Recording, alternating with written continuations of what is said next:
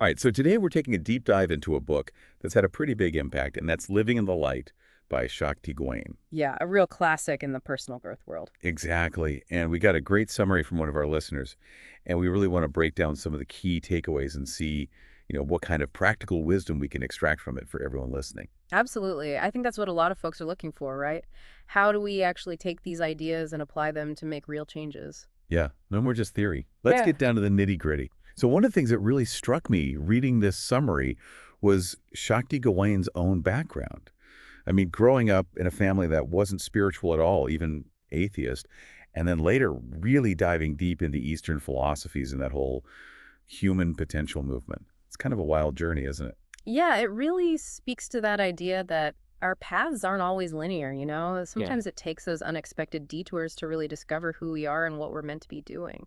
And it's so interesting because the summary even mentions how Gawain herself later kind of looked back on her earlier work and saw it as part of this larger evolution of thought.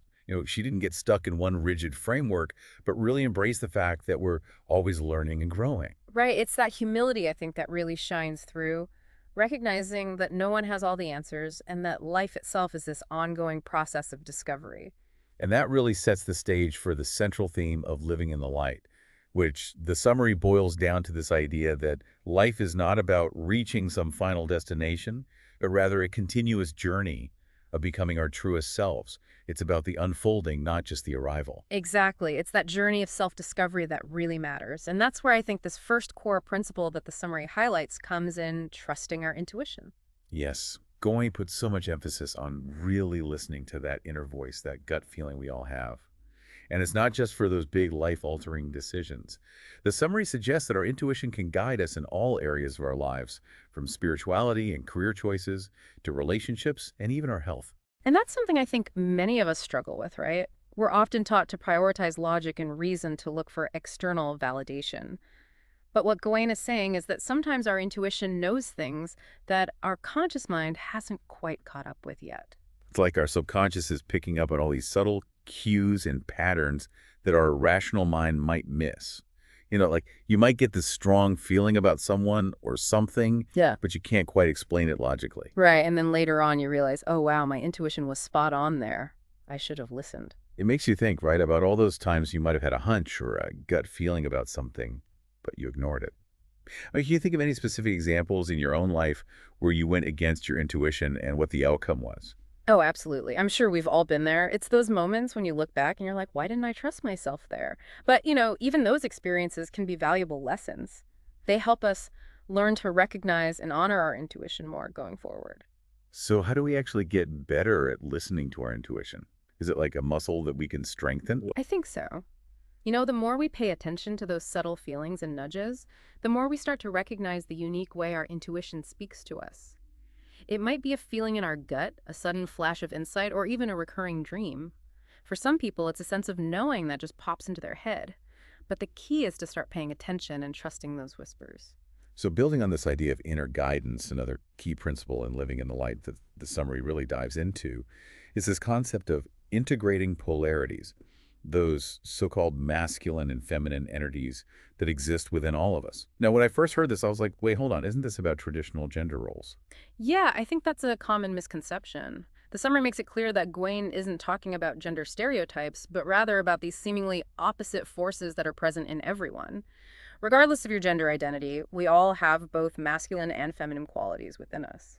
So it's more like looking at the interplay between our rational, emotional sides, our capacity for action, and our ability to receive. Exactly. It's about recognizing those different aspects within ourselves and finding a way to balance and integrate them rather than seeing them as being in conflict. So instead of thinking like, oh, I'm too emotional, I need to be more logical, it's more about embracing both those sides and finding a way to make them work together. Right. It's about harnessing the power of both those energies to become more whole and more effective in our lives. That's a really cool way to look at it. Yeah. So for our listeners, I mean, take a moment to consider your own internal polarities.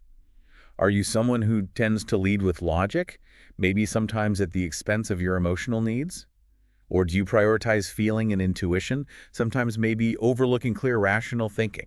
It's about becoming aware of how these different aspects show up in your life. And how those imbalances might be affecting you. Yeah. Where could you benefit from bringing more of that opposite energy into the mix? Now, the third key principle that really jumped out at me from the summary was this idea of the world as a mirror. Yeah. I mean, it's a concept that pops up in different spiritual traditions and philosophies. But the summary presents Gawain's take on it as our external circumstances actually reflecting our internal state of being. It's a powerful idea, right? It suggests that what we experience in our lives isn't just random chance, but rather a reflection of something deeper going on within us. So if you're constantly finding yourself in similar conflicts in your relationships or facing the same challenges at work, the book suggests that maybe these are outward expressions of something happening internally. Right. It's like those recurring patterns in our lives are trying to tell us something. They're inviting us to look inward and see what we might need to shift or heal within ourselves. And the really empowering part, as the summary points out, is that if we can change our inner world, we can actually start to see changes in our external reality too. It's not about blaming ourselves for everything that happens to us, but it's about recognizing that we have more agency than we often realize. We have the power to create different outcomes by changing our inner landscape.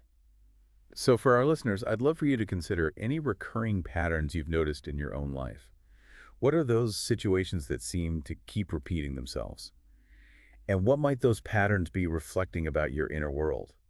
It's about getting curious and exploring those connections without judgment. Exactly. It's about using those patterns as valuable feedback to help us understand ourselves better and ultimately create a more fulfilling and aligned life.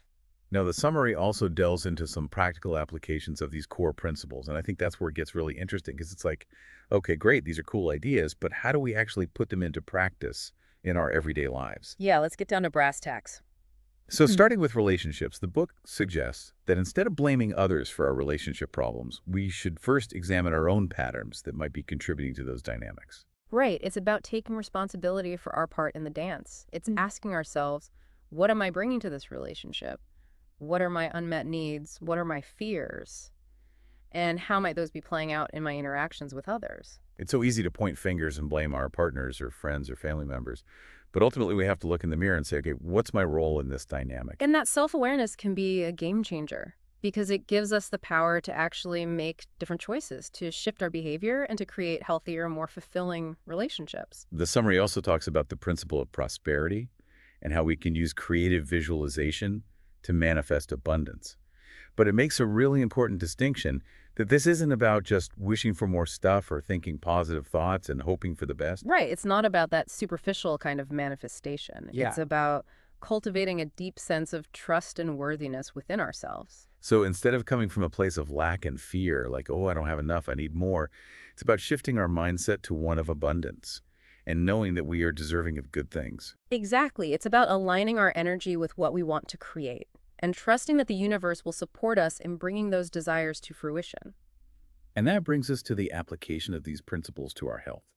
The summary highlights this idea that our body's symptoms can actually be messages trying to tell us something about unresolved internal issues. This is something that really resonates with me.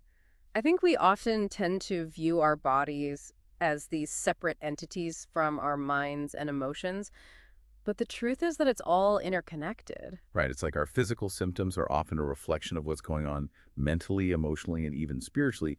If we're constantly stressed out or suppressing our emotions, it's going to manifest in our bodies somehow. So it's about learning to listen to our bodies and what Right. they're trying to tell us. It might be a persistent headache, digestive issues, insomnia, or any other number of things. But instead of just trying to mask the symptoms, it's about going deeper and exploring what the root cause might be. And finally, the summary touches on this really beautiful idea that our personal growth is not just about us as individuals, but that it can actually contribute to a larger planetary transformation. I love this concept. It's like that butterfly effect, you know? As more and more individuals become more conscious, more aware, and more aligned with their true selves, it creates a ripple effect that impacts the collective consciousness. So it's not just about improving our own lives, but it's about contributing to a world where everyone can thrive, a world that's more peaceful, more compassionate, and more sustainable. And that gives our personal growth journeys a whole new level of meaning and purpose. It's not just about us, it's about something much bigger than ourselves. So as we wrap up this deep dive into living in the light, the core message that really sticks with me is this idea that the light is not outside, but within us. Exactly. It's not about seeking fulfillment or happiness in external things or circumstances. It's about recognizing that the source of true power and joy resides within each and every one of us. And that's such an empowering message because it means that we don't have to wait for things to change outside of ourselves in order to experience happiness and fulfillment. We have the power to create those things from within. Right. It all starts with that inner work, that journey of self-discovery and transformation. And as we do that work on ourselves, we naturally start to radiate that light outwards, impacting the world around us in positive ways.